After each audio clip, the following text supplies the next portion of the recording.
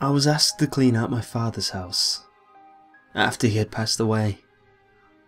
He was a huge gaming nerd. He even camped out for the release of the NES when he was about my age, 19.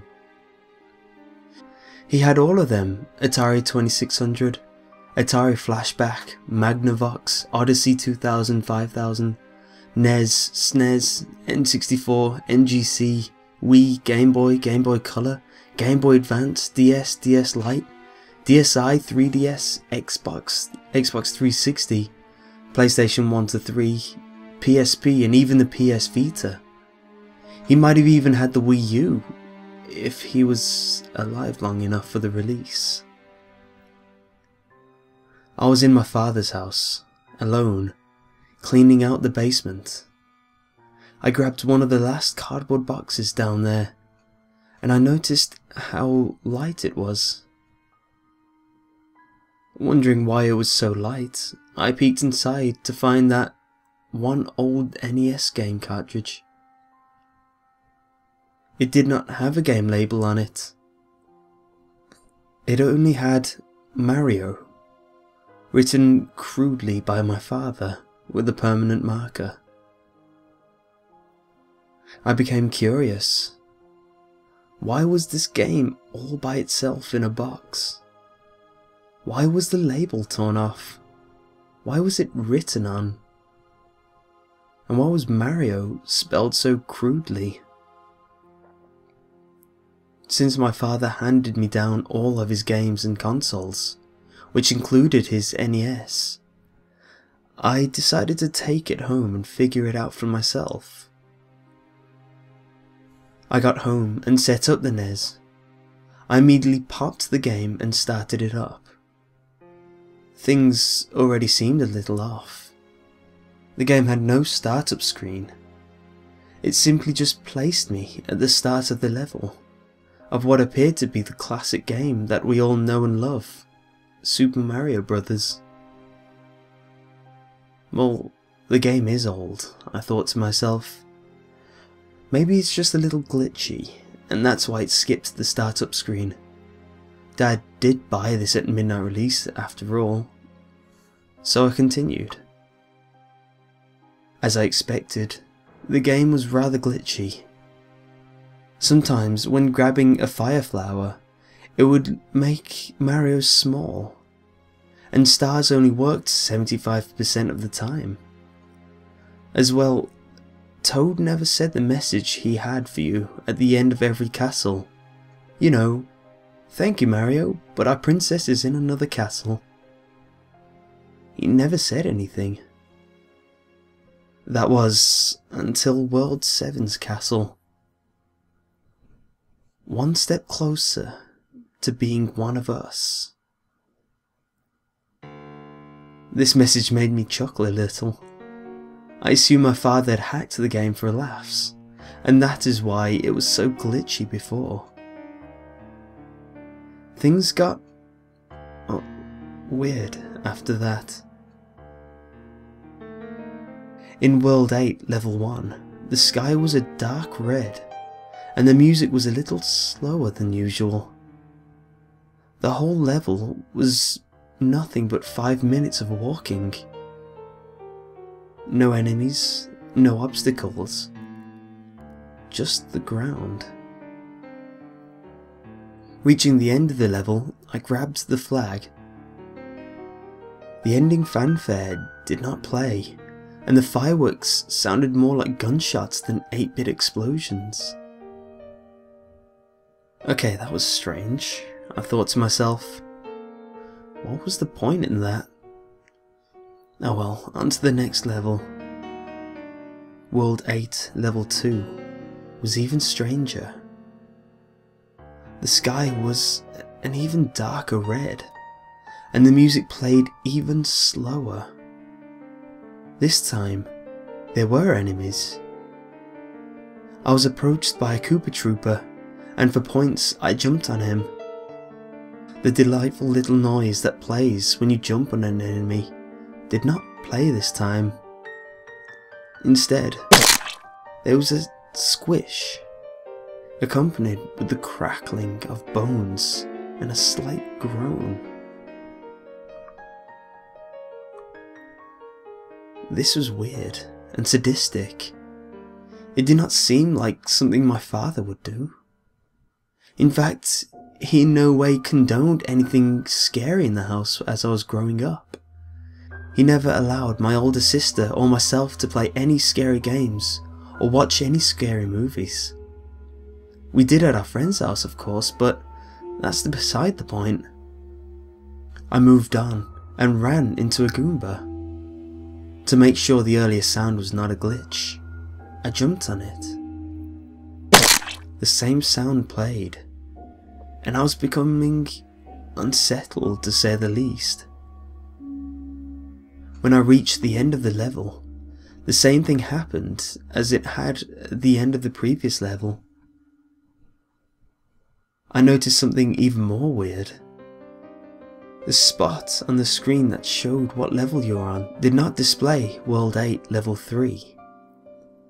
Instead, it showed World, followed by the symbol on the flag at the end of every level that looked like a skull. I know it's not actually a skull, but it does look like one. The third level of the world skull was even stranger. The sky was a dark red, much darker than before, and the music didn't even play. The enemies that I came to were already dead. Their bodies appeared twisted and mangled, like someone had beaten them to death. I reached the end. There was no flag or anything like that. It just had "Welcome, MaRIo" painted on the front of it, which I assumed to be blood. Reluctantly, I entered. The black screen that shows your status between levels showed that I had 0 lives, and that I was in World D, Level ED. I was pale and trembling with fear. Just what was this game? The castle was like the first level of the world skull. There were no obstacles, enemies, or slow music.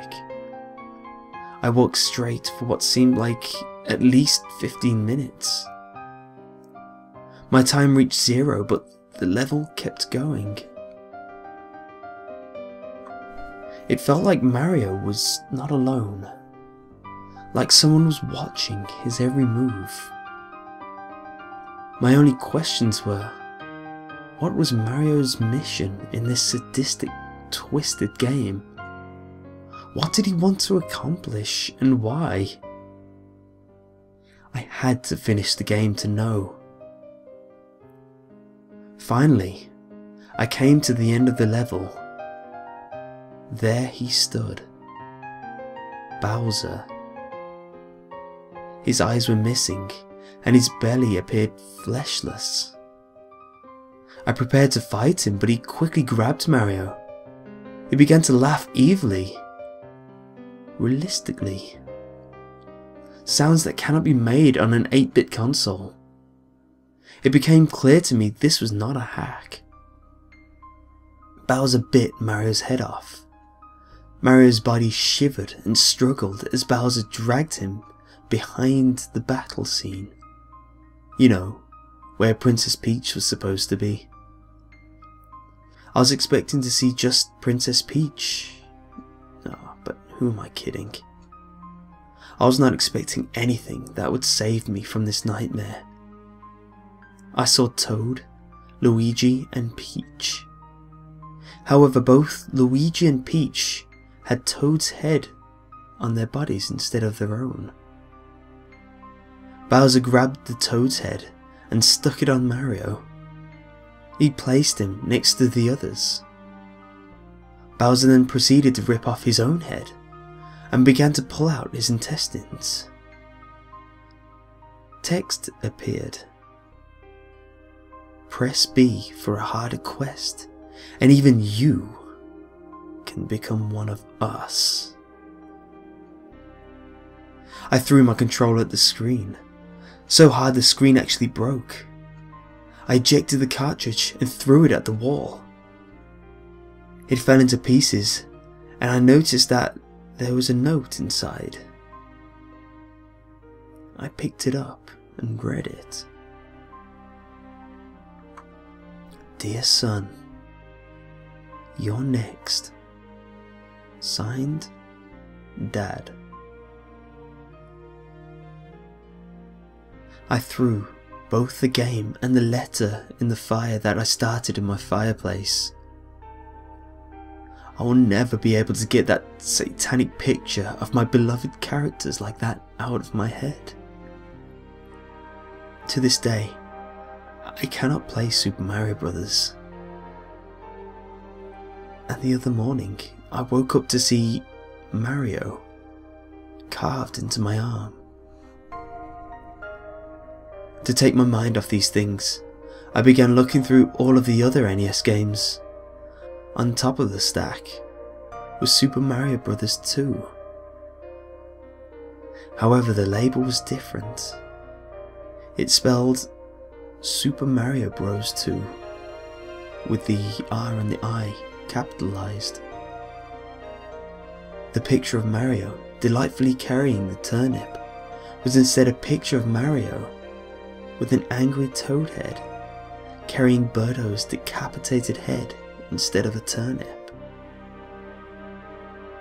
After that, I decided to never play a Mario game ever again. Whatever was on this game could only be worse. Thank you for listening. I wanted somebody to know about this before something happened to me.